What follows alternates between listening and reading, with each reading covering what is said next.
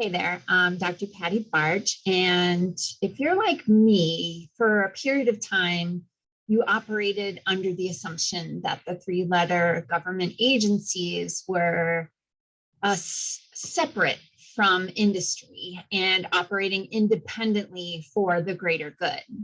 So if you do some digging, you will find that there's some stuff going on that kind of shatters that facade and really gives us some information into why there is this drive towards having the entire world population undergo a medical procedure when the vast majority of them don't even qualify for what would need it. So these are the three that I'm kind of thinking of right now, and I'm going to be talking about the top one today. I'm going to do a little screen sharing and show you some information that may or may not come as a surprise to you. So hang on while I set up the screen share. Okay. All right. Okay, so the first thing I want to show you is this internet search that I did. And so I use Swiss Cows because it's more private. I also use DuckDuckGo. I try not to use this guy up here because there's all kinds of tracking and bias in the response. But anyway, I typed in this. So where does the funding for this organization come from? And I looked at a bunch of these tabs and I want to show you some of them. So this is a page you can see. This is the government website, and then it talks about partners and gift funding. So wait a minute. This is supposedly this government organization, but it accepts gifts. Okay, so that's interesting. So it talks about how they get their funding and then they receive gifts. And so there's this organization called the Letter Foundation. And I want you to kind of just pay close attention to that. So I dug into this organization. Is technically it's a nonprofit organization. And just so you know, I'll just use the letters. The Seedy Sea is a for-profit division of the U.S. Department of Health and Human Services. So if you caught that, it's a for-profit division. So they also accept private and corporate donations. Okay, so you can kind of click in, and so this is what they're calling their transparency report. So their foundation, their nonprofit, puts out this report, and this one is for 2020, and it shows where their donations came from. And so I typed in Gates, because you can find where the money from that foundation went to this foundation and then goes on to private industry. But there were 28 different programs funded by this foundation in 2020. So then you can learn like who are the donors, who gives money to this foundation, and you can find out this information, and you can click on corporate sponsors. So there's this Mahoney Foundation, individual people, citizens, etc., then corporations, foundations, and organizations. So in 2020, $50,000 and above. So they didn't put a limit. So this could be millions of dollars, right? $50,000 and above. So anonymous, they get away with that. But I wanted to point out a couple of things. So here's AstraZeneca showing up there. Biogen is another biotech company.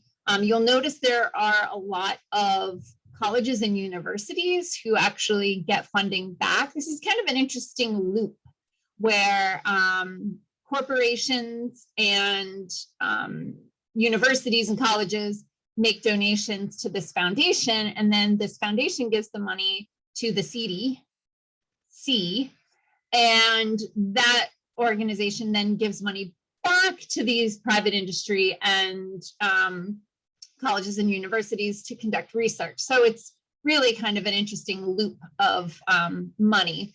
But you'll also see like GlaxoSmithKline is on here. Oh, look, there's that website that I try not to use. Here's Harvard. Oh, look, here's the J&J showing up. Here's Johns Hopkins. So those are 50,000 and above, and then continued. Interesting, like PetSmart. I don't know why, but look, here's Pfizer showing up here. Okay, so that's kind of interesting, right? So these corporations are giving money to this foundation that gives money to the for-profit arm of the Department of Health and Human Services. So then you can do a little bit more digging, and this is just a blog article or just an article that was written about these levels. And so I dug into this a little bit, and it shows us that the Seedy Sea owns 56 patents. And some of the patents are related to these different, these different pathogens that might be going around. And so they also have patents for administering different types of drugs.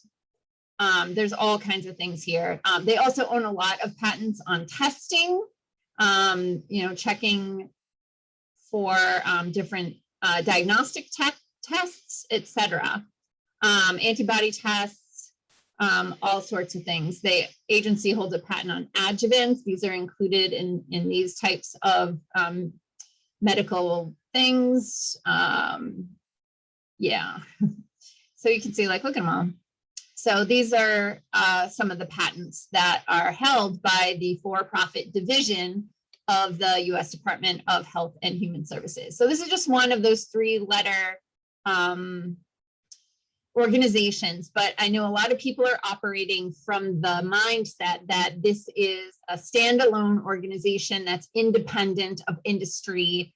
And, we like to think of them as taking care of us, but they have financial interest in the fact that they own patents for different treatments, tests, et cetera, related to different diseases. They can also own patents for different genetically modified organisms.